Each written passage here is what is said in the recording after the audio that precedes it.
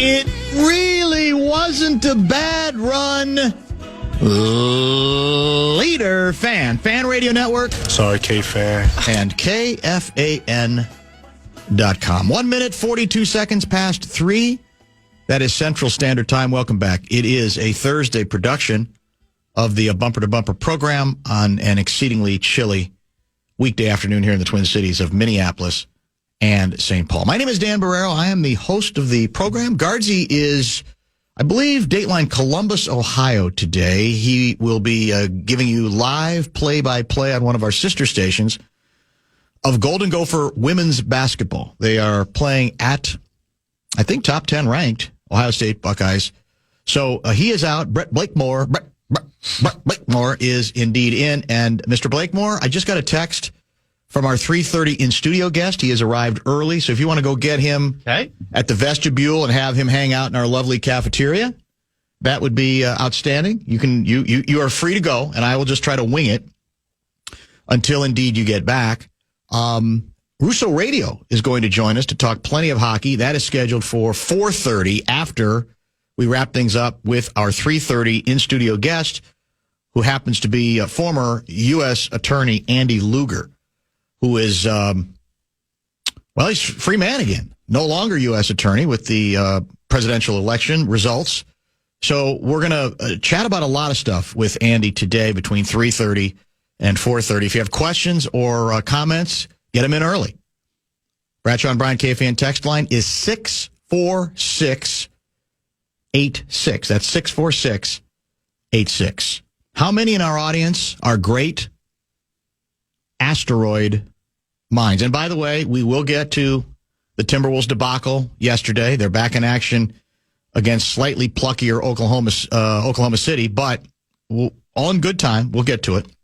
I was just bothered by, once again, the long shot by Ant, even though that's who he is and he found space and all that stuff. It drives me crazy. So we'll get to it. I just figured I want to let the show breathe a little bit before then.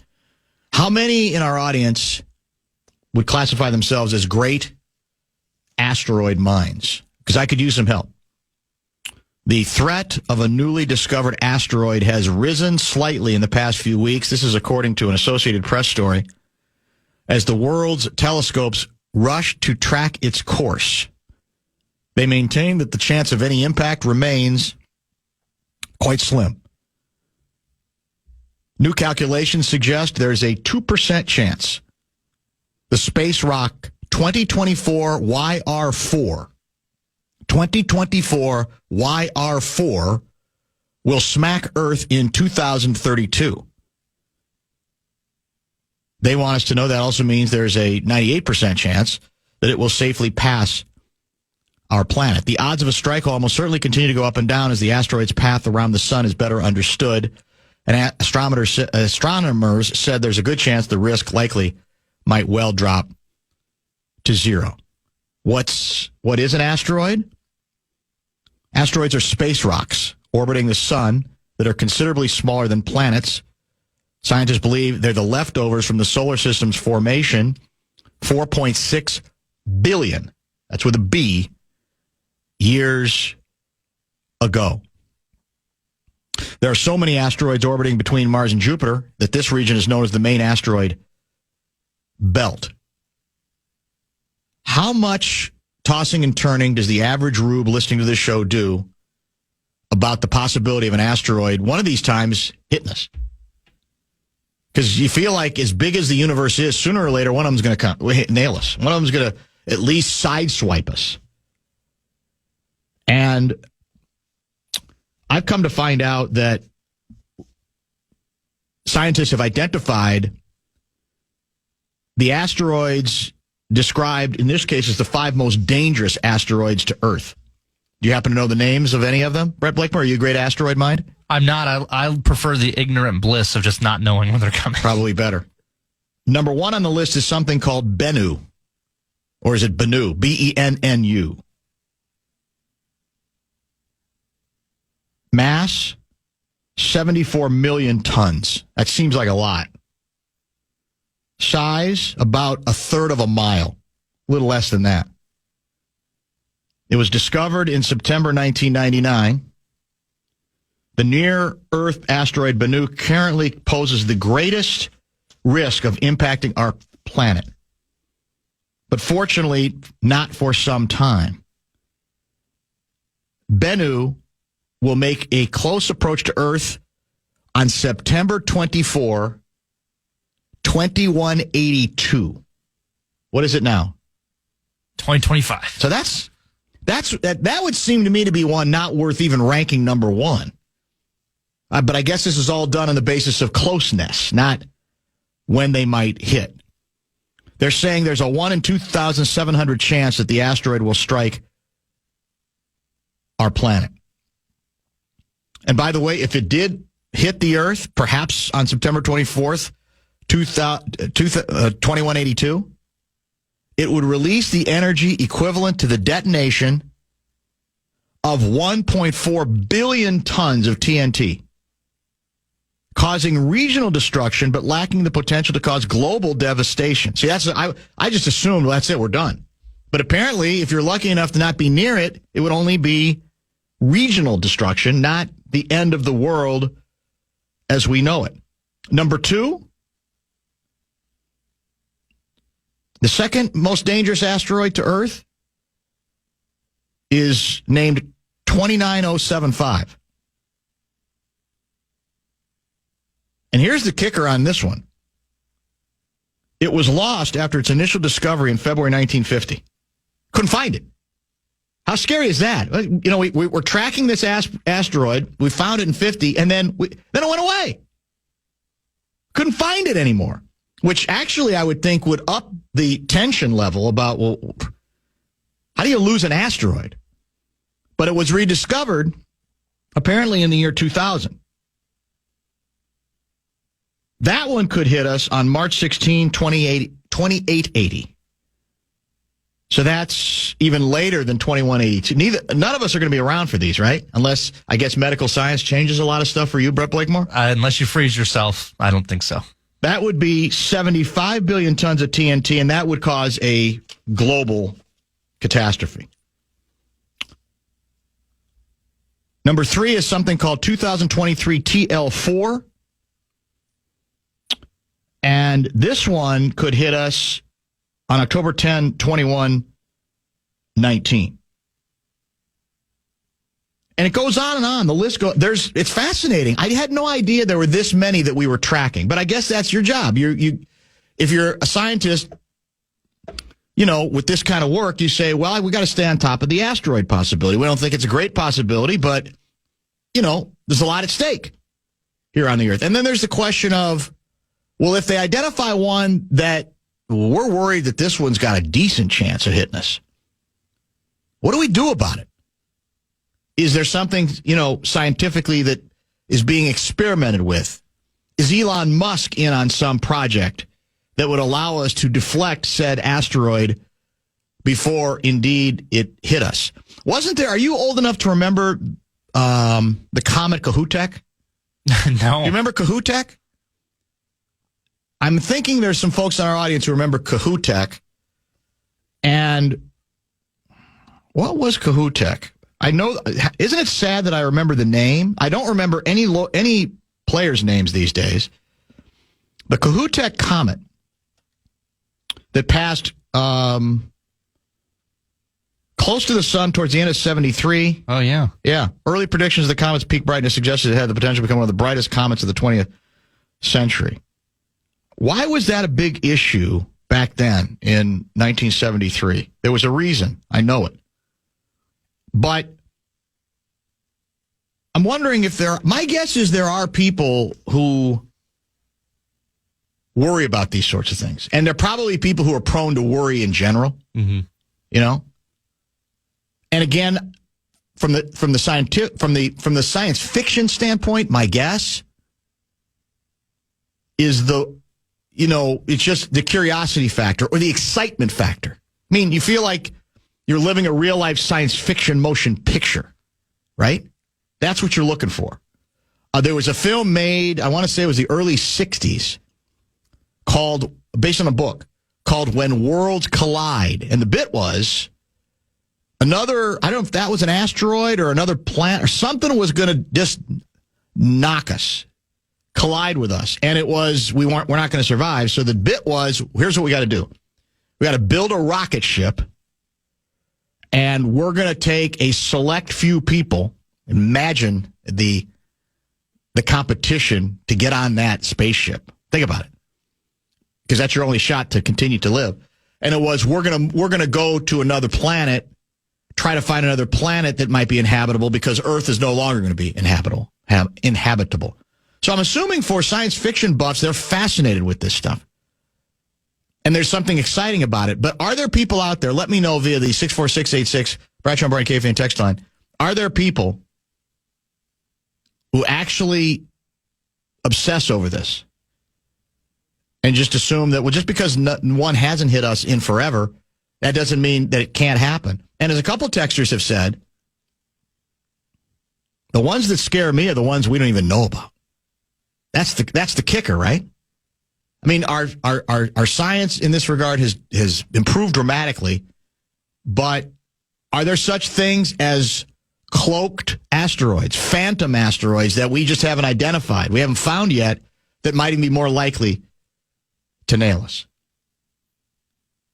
And I'm guessing for your average Twins fan, this is pretty simple. They're hoping that just once, before one of these asteroids, perhaps, what was the one at the top of the list that I mentioned? Bennu hits the world, that just once they can say, my Minnesota Twins actually had a payroll higher than 30 other teams, or 25, no, not even, let's be fair, 20 other teams in Major League Baseball. That's probably what you're thinking about. Just once. That's all I ask, is one time that our payroll be higher than 20 other teams in Major League Baseball. My guess is the asteroid is probably going to hit first, and we're all going to die. The Fan wants to give you a shot to put $1,000 in your hand at the National Cash Contest. Head to KFAN.com, enter the keyword bank. The keyword is bank for this hour. KFAN.com, keyword bank. A number of people are accusing me of asteroid terrorism, perhaps. I just think every once in a while it's an interesting subject to catch up on. Especially because if you're interested in, like I said, science fiction films, suspense films that lay out this kind of possibility, you go, probably wouldn't be good if one of these hit us.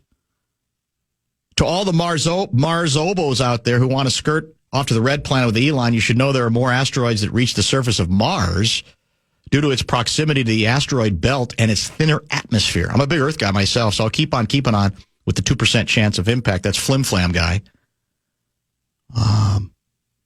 Well, yeah, Dan, we would think and mash our teeth it was going to hit in like April this year. For the most part, no one living today will be around. I don't give it much thought, I guess. Sadly, I think the movie Don't Look Up would play out and an asteroid would just become another political issue. That's Tom from Savage. 612 guy writes, I'm really not worried about asteroids. Have you taken a look, though, at the doomsday clock lately? I think we're about 5 minutes to midnight or less. Now, the doomsday clock is just more generally, doesn't say what's going to end us, but that something bad's going to happen, right? I'm assuming nuclear Armageddon.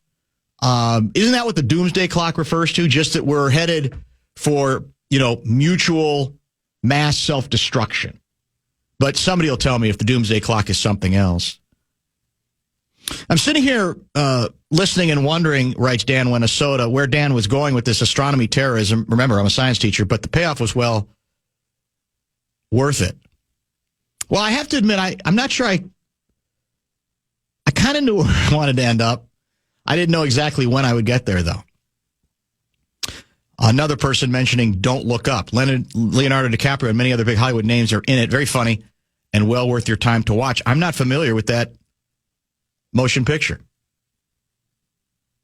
This will make everyone sleep easy. We're at risk of an asteroid hit every fall. I would really like to see the Vikings win a Super Bowl before one asteroid hits, including Bennu. I used to live in fear of an asteroid striking us until this Timberwolves season. Yeah, it was a bad ending yesterday. I would say predictable, but not very good. And I'll explain later exactly why the Wolves ended up in the position they did and how they largely got precisely what they deserved. There was an initial worry about the comet Kohoutek being a threat to the Earth. It took a while to establish the orbit and confirm that it would miss us. NASA sent a test mission a couple years ago that nudged an asteroid by impacting it. So we've done this before, apparently.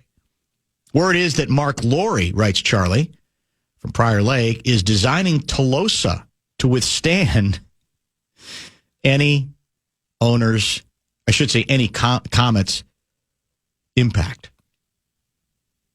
Watch Armageddon with Bruce Willis. That's how you handle an asteroid. Well played. More asteroid terrorism allegations thrown my way as well. What are the best asteroid-related science fiction films? Armageddon. I don't think I've seen Armageddon start to finish. I remember the name of the film, but I'm not sure that I remember. Dang, Dan, September 21, 2082, that's the Packer home opener. No. I hope not. No, they extend those schedules out a long way now. You know how the NFL is. They like to do a lot of planning, correct? An asteroid hasn't hit us because they haven't come across the 394 zipper merge yet. Well, we can all relate to that. We'll throw out another question. 2082, what are the odds that the Southwest Light Rail will be done by then? And how much will it cost by then? There's probably not even. It would have to be in the hundreds of trillions by then, I would assume, right? But it still wouldn't be done. And also, sports gambling still not legal in the state of Minnesota. That's also very possible that we would be by then the only state, yes, in which sports gambling is not legalized. Do you want to hear my spin zone? What keeps me from worrying about this? Here's my don't worry about the asteroids spin zone. There are people, as we know, who are dedicated to just watching this stuff and thinking about it. That's true. Let the professionals think about it. Leave it up to them. There is. You can rest easy knowing there's a group of people who are just obsessing over it. So you don't have to. That's fair. They'll figure it out. That's very fair. That's what I'm going with. That's not bad at all. Sleep at night tonight. So for you, it doesn't look like it's going to be much of a bother. Well, it is if I think about it, but I'm just going to try to not think about it. Dan, I'm so worked up. I signed my contract today to have a bunker built on my property. I'm not sure a bunker is going to save you from an asteroid hit, right? If it's big enough and it hits close enough, correct? 612 guy, is that 612? No. 651 guy. I'm more worried about a Glenn Taylor statue right now. Asteroids, one of the best early 80s video games ever. Is that true? I was never a big video game. I never advanced beyond Pong. Do you remember Asteroids? the game Asteroids? Oh, it's your classic arcade. It's a big one. Yeah. Yeah. Is it still big or it's very old? It's very old. You're talking pre-Pac-Man. Well, tonight's schedule loss be on KFAN or the Wolves channel in the iHeart app. Trying to keep his eye on the ball. It's on the fan. I think it's on the fan tonight. It is. Because we got no why. Well, obviously, hockey's out for 2 weeks. So, yeah, you got more. I mean, the beauty of it for the Wolves tonight is nobody expects them to win. It's Oklahoma City, right? Mm-hmm. Nobody. So you can play. You have no expectations tonight. On the other hand, you already lost a game. That was why it was important to try to win the game yesterday. We had people out. They, of course, though, had their two best players out. And the game was quite winnable. By the way, I have breaking news for you about the Wolves, too. Uh-oh. I was at Target Center last night. Are you serious? Think about it. I was there. Maybe stunner. I'm bad luck. That's a stunner. What? I mean, were you forced to go, or did you actually do it voluntarily? I was asked, okay. And I was like, well, why not? Why not? Now, I want to set the record straight. I'm not at no allegiances to the Bucks. I was cheering for the Wolves the whole time. Yeah. No Wisconsin terrorism there. They looked like they were just entitled to the win. But anyways, I can talk about it later. But I was there. Interesting. Shocking. And did you find the evening enjoyable? No.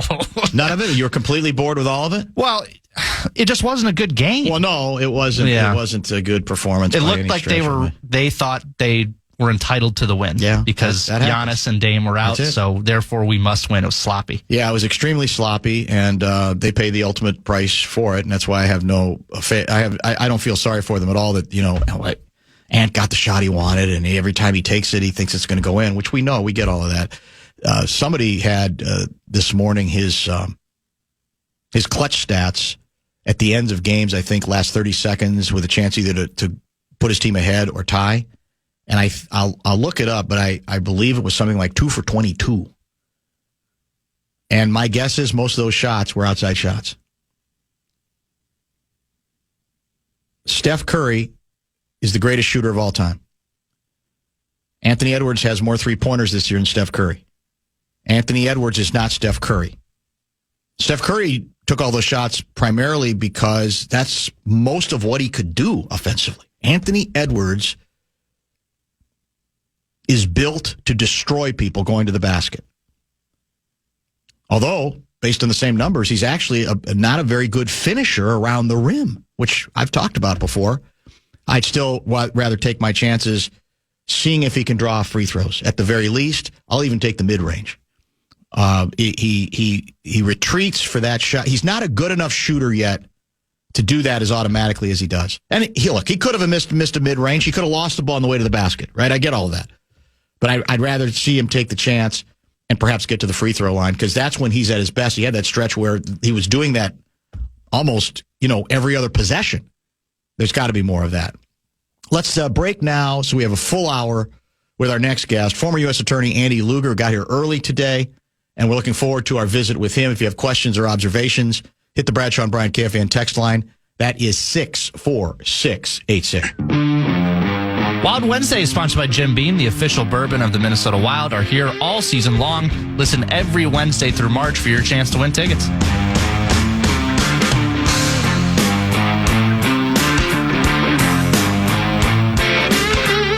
Well, by my count, our next in-studio guest has been out of work for just about close to a month. Jan 15, 2025, he officially resigned as the chief federal law enforcement officer in the District of Minnesota.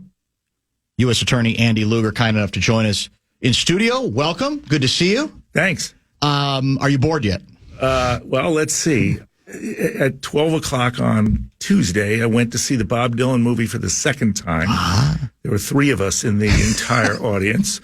I don't know if you call that bored or just kind of exploring things that I otherwise wouldn't get to do, but it's been fun. It won't last that long. No, I wouldn't think that it would. We'll try to get to all of that. Thank you very much for taking the time to come to see us.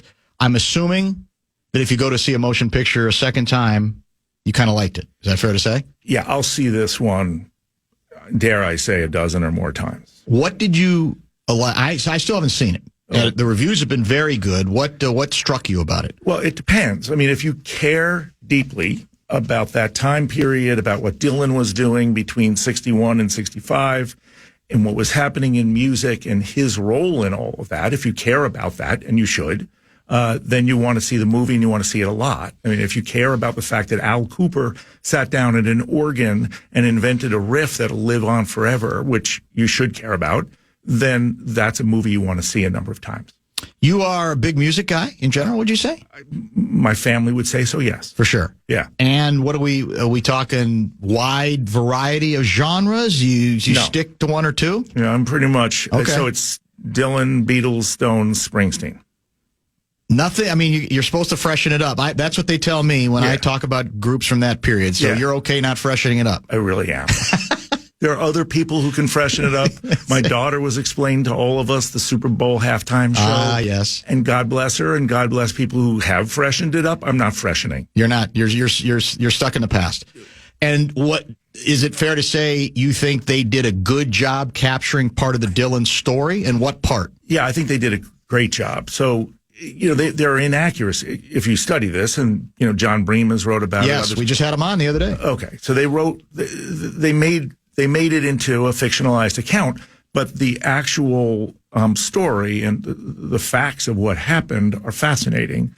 This guy goes from nowhere to really the hottest and most important artist in the world almost overnight. Some of it accidental, some of it not. And they capture a fair amount of that. And it's important. They skip over things. It was a 2.5 hour movie. It should have been 3.5 hours. But that's me.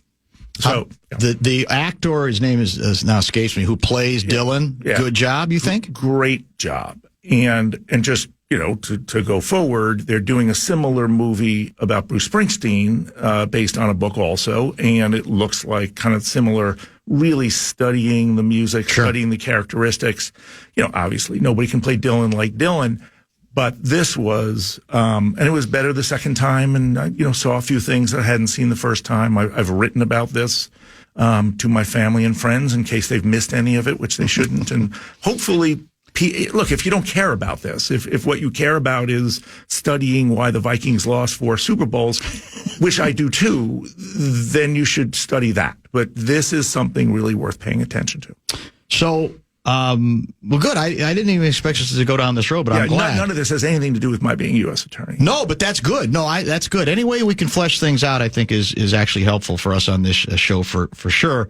This, of course, as you well know, and maybe some of the audience do not, was your second stint as the top prosecutor and federal law enforcement officer, or executive, I should say, in this state. I think the previous run was 14 to 17. Is that correct? 2014 to 17. Yep. What would you say you learned about your first stint that you vowed to carry into stint number 2? It's a great question. The biggest thing was that the office is capable of taking on huge challenges and addressing them in a meaningful way and going big and sort of punching up against or punching above our weight.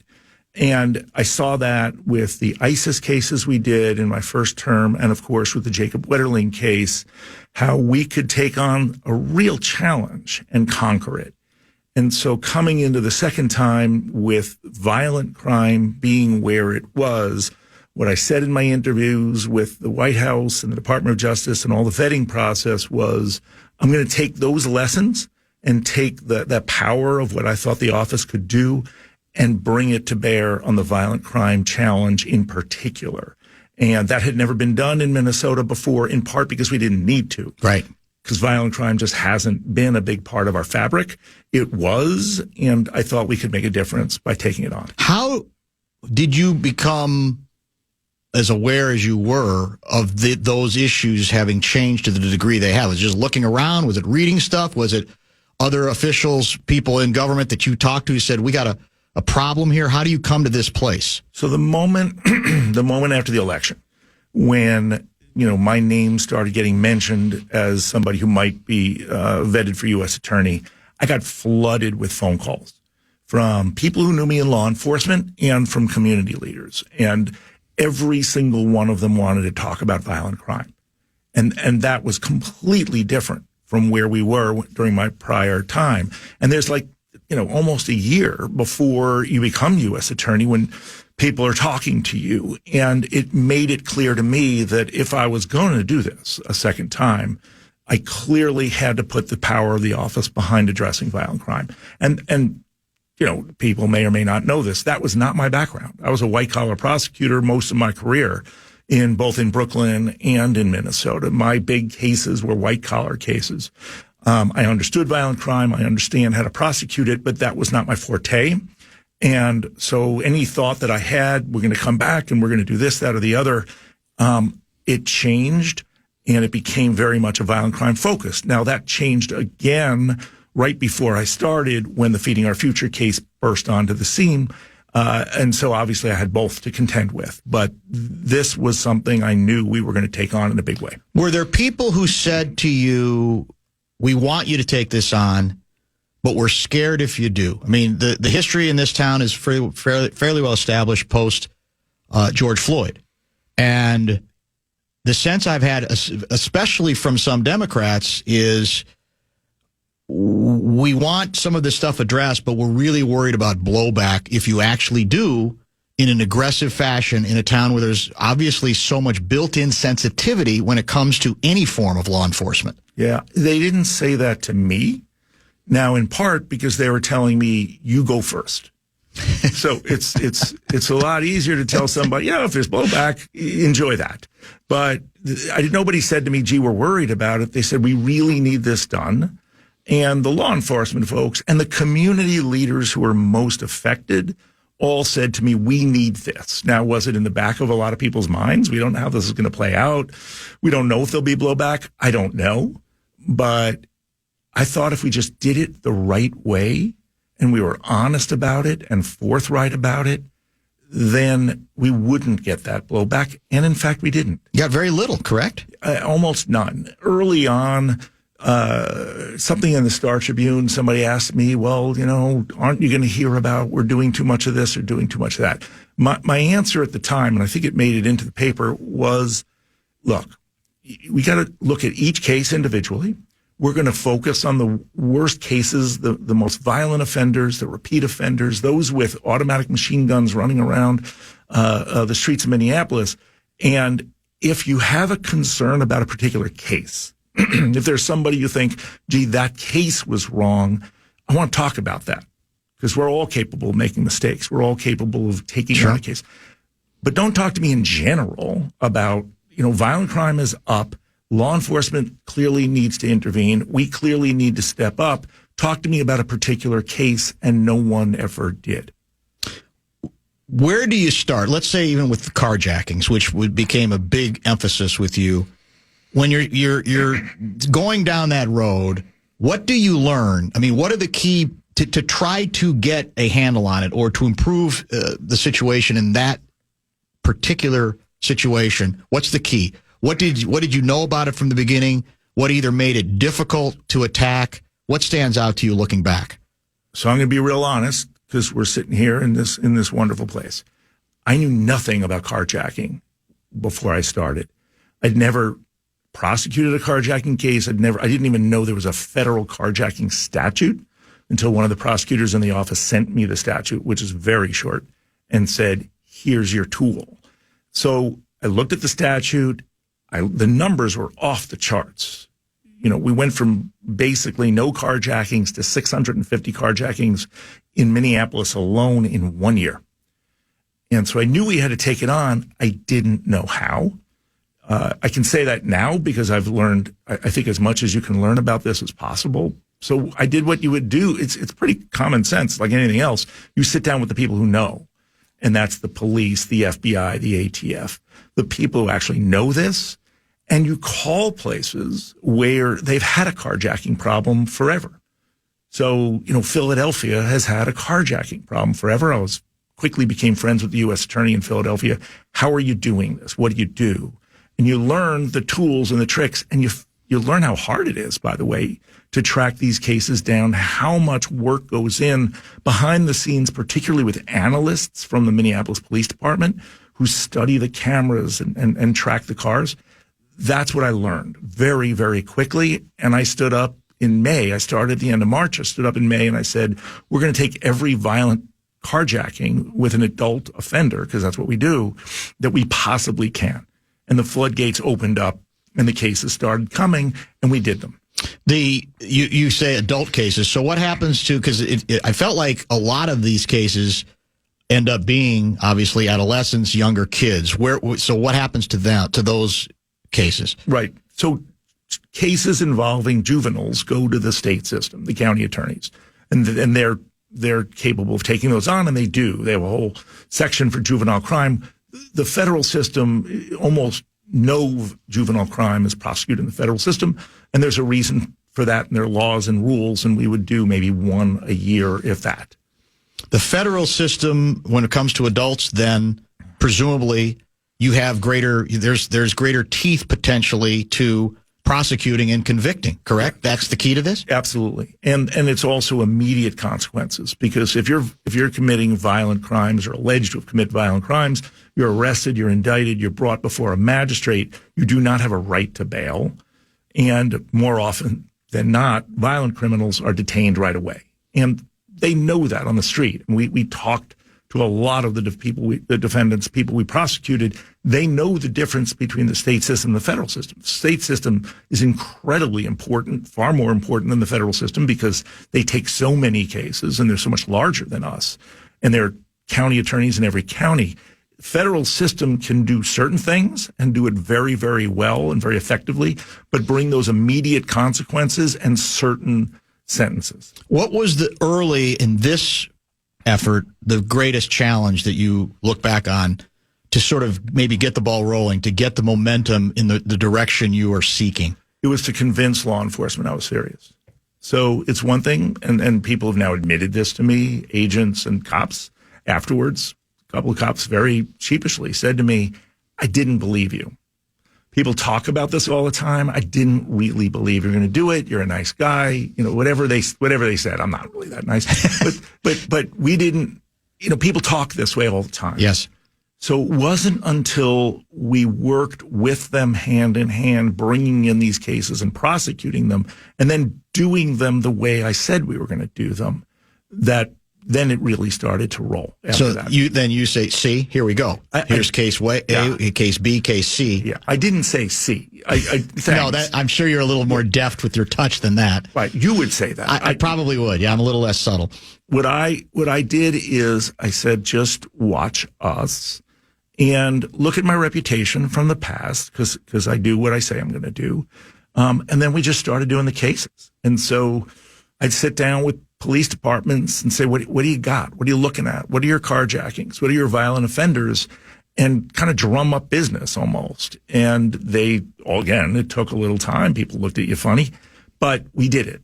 And then the floodgates were open and people started talking about how are we going to have the greatest impact, which is what ultimately led to the gang cases. That's where you're going to go next. Okay. Yeah. So give us a sense of how different the challenges are when you're talking about, and because I would think from the outside looking in, that's an even greater challenge.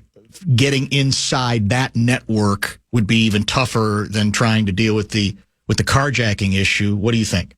No, that's true. And you can't, look, the way to build a gang case, the way to build a RICO case, an organized crime case, is to get people to flip over and tell you about others and build from the inside out.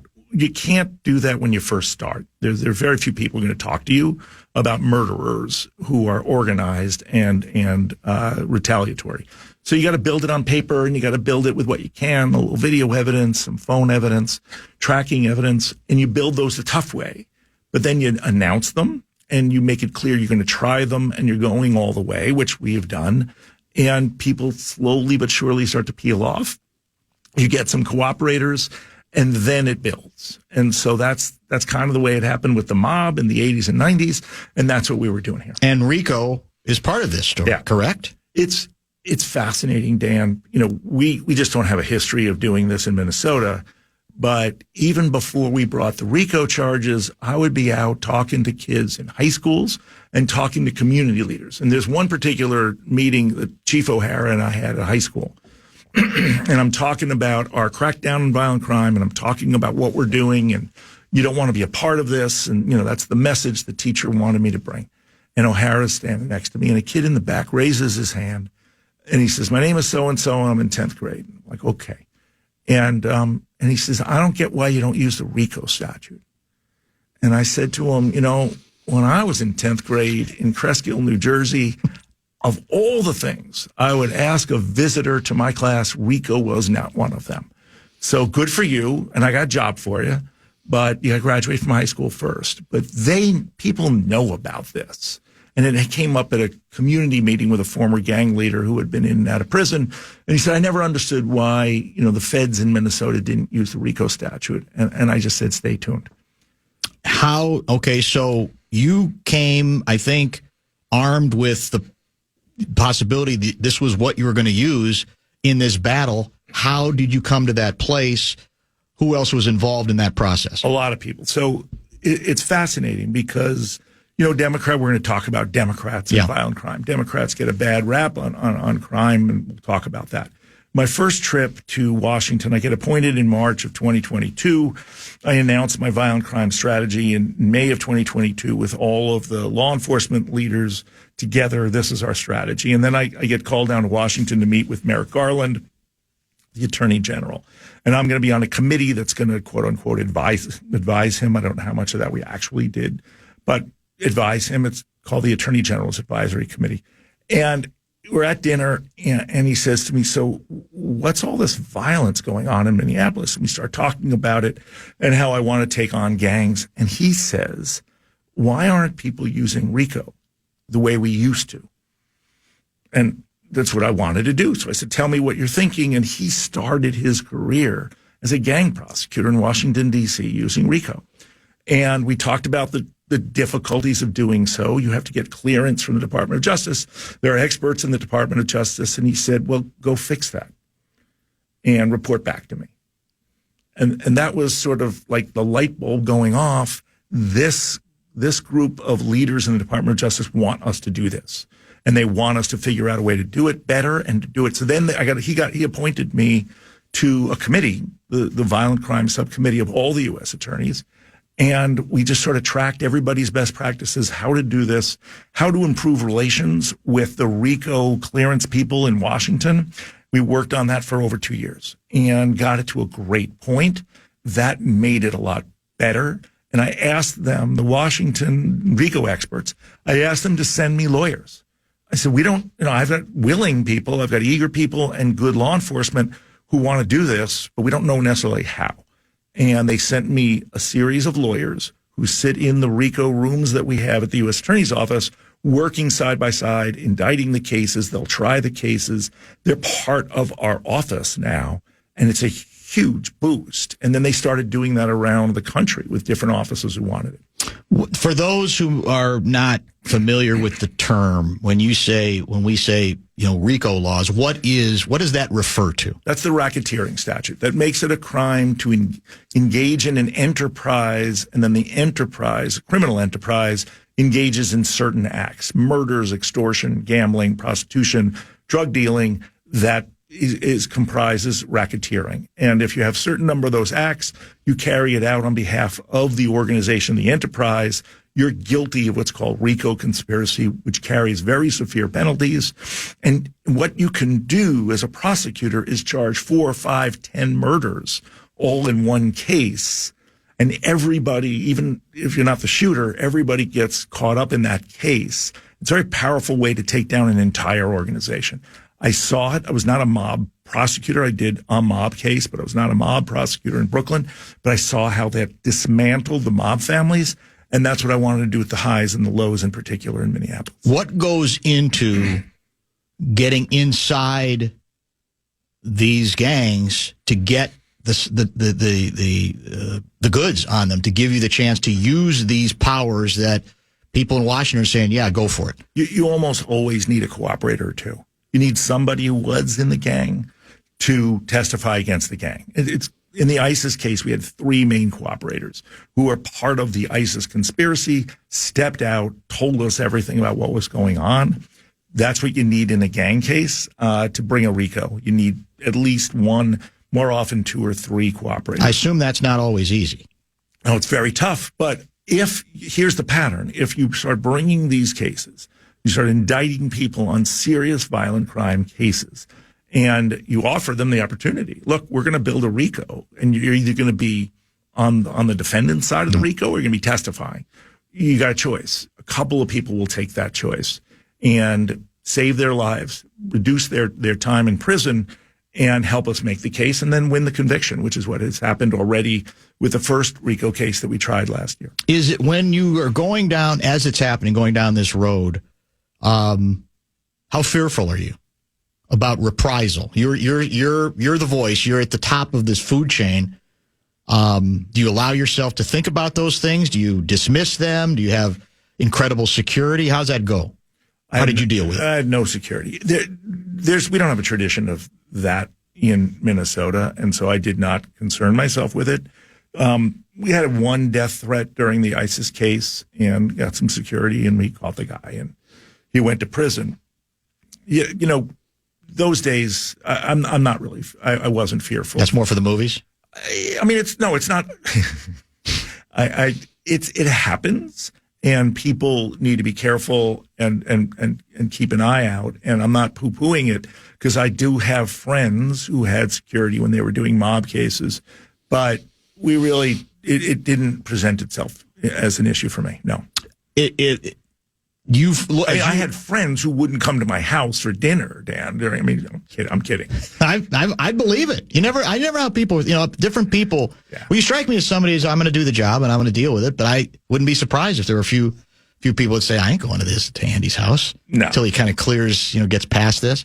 So Rosen would still, because I would think Rosen would be one of the guys, let's go to my place or let's go to a restaurant. I ain't going to your place. Yeah, but I got a great Super Bowl party. So as long as I can give him a quiet place to listen, which we created for other people as well, he'll come to my place. And now I'm easy because nobody cares about me anymore. Well, yeah, you hope. At least for the moment. Former U.S. Attorney Andy Lugar, kind enough to join us in studio. Let's take a top of the hour pause. I got a lot more ground we're going to try to cover. My promise was it would just be an hour. We actually have Russo to talk hockey at 4:30 anyway, so you'll be dismissed then. But I feel like we're just going to scratch the surface today. So we'll at least continue. I got a couple more things about you in the position, and then I do want to try to get to some political stuff as well. I want to get to a text I received earlier today from an individual who shall remain nameless. I have to protect my sources. I'm a former newspaper guy.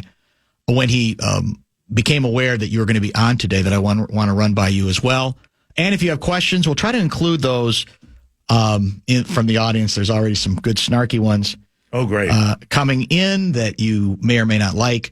But we'll continue to take a look at them. 64686 is the Bradshaw and Bryant KFAN text line. More with Andy Lugar in just a minute.